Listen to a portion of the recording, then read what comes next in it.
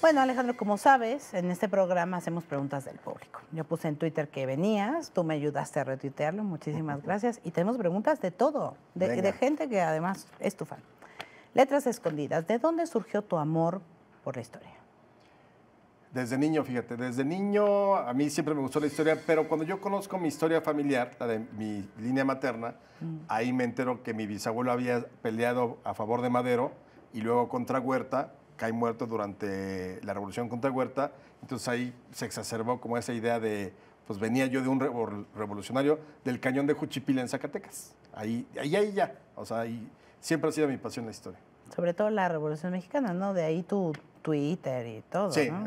La revolución en particular, pero ya después cuando te empiezas a dedicar, o al menos yo me dediqué a la divulgación, es apasionante meterte en cualquier tema, o sea, en cualquier tema encuentras unas historias verdaderamente increíbles. ¿Cuál es tu anécdota favorita de la historia de México? Has de tener muchas, pero la que más te gusta, también te pregunta Letras Escondidas. ¿Sabes qué? Más que una, hay una que a mí me gusta mucho y ojalá algún día pueda escribir más a fondo.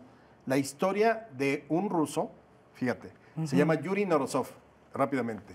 Él entra a Berlín en 1945 con el Ejército Rojo en la ofensiva final para tomar el Reich, la capital del Reich, 1945 abril. Entonces, él en la toma de la ciudad le toca estar cuando se está quemando la biblioteca de Berlín, la Nacional. Y entonces él, que además era filólogo, sabía idiomas, tocaba el violín, era de ese tipo de personajes que lo habían metido a fuerza al ejército, pues porque así era Stalin. Entonces en ese incendio rescata 2 libros, unos códices mayas y un libro de Fray Diego de Landa, el de la destrucción de las costas de Yucatán. Bueno, se regresa a Rusia ya después de la guerra y desde Rusia, sin haber venido a México, descifra cómo leer los jeroglíficos, o los glifos más bien, mayas. Y es Yuri Norosov, es la historia. Es increíble esa historia y gracias a él hoy sabemos cómo leer lo que ponen en las esculturas los mayas, por ejemplo, es maravilloso. Y le dieron el águila azteca y fue la primera vez que vino aquí a México como por 1990 y tantos para reconocérselo. Pero, ¿Y vive? No, ya murió. Pero a él le hicieron, o sea, él simplemente con el códice y con el silabario que ponía Fray Diego de Landa en su libro, pudo descifrar bajo la idea de que cualquier tipo de comunicación que haga un ser humano es descifrable. Ya, qué me encanta gran historia, gran historia. David Hernández te pregunta, ¿cuál es el hecho histórico más manipulado que tiene México? Nuestro México. Yo creo que fue la Revolución Mexicana, ¿eh? Yo creo que todavía nos falta conocer cómo fue la revolución en términos históricos y no la narrativa que nos contó el sistema político mexicano sobre la revolución.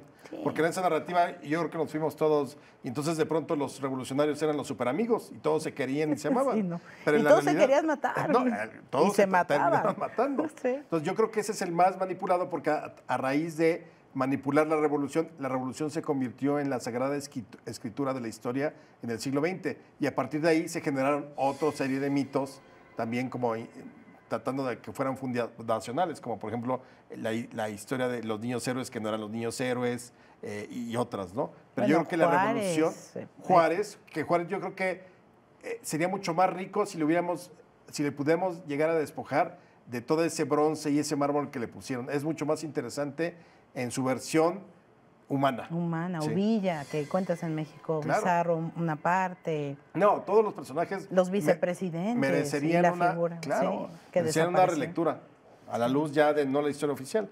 Pero sí, yo creo que el mito de mitos de la historia mexicana es la Revolución Mexicana. Okay. R. Luisa Guerra te pregunta, ¿por qué usar bizarro? Que solo en inglés quiere decir extraño, extravagante.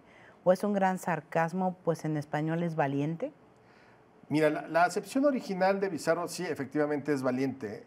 Por ahí hay incluso un telegrama de Zaragoza del 5 de mayo de 1862, cuando ya le ganaron a los franceses y dice, bueno, los franceses se batieron con mucha bizarría, es decir, con valentía.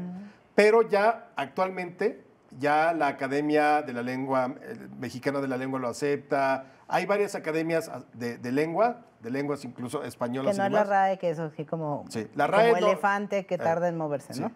Hay varias aquí que ya dijeron, el de mexicanismos y demás, que bizarro se puede utilizar en el sentido de extraño, insólito, absurdo. Y para mí la primera referencia, yo sí sabía el significado original, Pero para mí siempre cuando hablo de Bizarro pienso en Superman Bizarro, que era, no sé si te acuerdas, aquel Superman que era lo opuesto totalmente de Superman. Y entonces aparecía todo sucio, con cara de malo, así medio brutote, medio cavernario. Entonces yo siempre, y eso salía en el Salón de la Justicia y en Los Superamigos. Okay. Entonces, para mí Bizarro nunca me causó conflicto. Y la editorial dijo, no, pues vamos con Bizarro, porque mucha gente en México, yo creo que la mayoría lo conoce como absurdo. Sí. Claro. Jorge Estrada, ¿cuál es la distancia entre Bizarro y surrealista? ¿Será la misma que hay entre Bretón y los autores? Yo creo que sí. Es decir, distancia no hay. Ya ves que esa frase que ya es un cliché de o Bretón o pues el padre ¿a quién pusimos en el prólogo? ¿Qué es la frase? Sí, kafkiano, surrealista o Bretón, prácticamente es lo mismo. Dicen que si ellos hubieran nacido en México serían prácticamente escritores costumbristas, no filósofos ni nada por el estilo. Yo creo que ese es el sentido, así tal cual. O sea, sí tenemos un país que es muy surrealista en muchas cosas, pero que no es nada más privativo de México. O sea, imagínate un Estados Unidos bizarro en la era de Trump, o una Rusia bizarra con Putin, o una Venezuela con Maduro. Entonces, se aplica a todo el mundo, nomás que aquí el problema con lo bizarro es que en términos de la política es lo que nos ha definido y es lo que tiene el país como lo tenemos hoy en día, las cosas bizarras. Georgina Hernández, ¿qué permitió que México se volviera un país tan violento con sus mujeres? Yo creo que el problema es que, y eso es la gravedad, siempre ha existido esa violencia. Y la ventaja de hoy es que hoy se denuncia, hoy, para bien y para mal, las redes sociales han servido para hacer cruzadas, para sacar el tema a la luz pública, un tema que estaba soterrado. Era como el divorcio hace 30 años. Sabías que podían haber matrimonios terriblemente malos y nadie hablaba de divorcio. Hoy se habla, y eso que era una minucia, ¿no? Entonces yo creo que siempre ha existido esa violencia por la propia educación como se ha ido dando, pero... Aunque todavía hay muchas personas que la ven como algo natural, además, eso es muy grave, pero ahora grave. Ya puede señalar.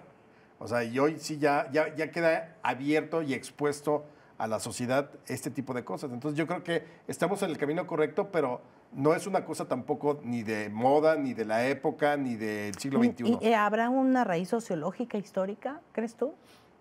Yo creo que como se fue construyendo la humanidad, ¿no? O sea, la mujer siempre desde las cavernas, en una situación, digamos, de permanecer quizá en la caverna, cuidando a la cría, y el hombre tenía que salir a buscar el fuego y demás. O sea, yo creo que desde ahí viene esta concepción de que la mujer era, valga la expresión, el sexo débil. Ok. Se lo digan a Merkel. Bueno, ¿le va a León o al Irapuato? Te pregunta Francisco Hernández. De los dos le iría a León. Ok. Luego, Claudia Panacto dice, ¿qué es de la crayolita? La crayolita es Camila, mi novia de Colombia que vive en Bogotá, y a la cual le mando saludos porque seguramente podrá ver esto en los siguientes días cuando lo exhiban y me das el link para mandárselo. Sí, claro. Te mando besos, Camila. Para acá. Camila, yo también besos. Saludos, Camila. Todo el mundo te quiere conocer en México, así que ya ven. Ya ven, sí. Y luego, Teljópolis te pregúntale, porfa, si le gustan los chiles en nogada. Me encantan, pero no capeados. No capeados. ¿Fríos o calientes? Fríos. Ok. ¿Por qué te preguntara si te gustan los chiles en nogada? No sé. ¿Porque es un platillo histórico? Pues creado para Iturbide, yo soy todoterreno, no me importa mucho la historia de la gastronomía. Bueno, muchísimas gracias, Alejandro. Katia, gracias. Gracias.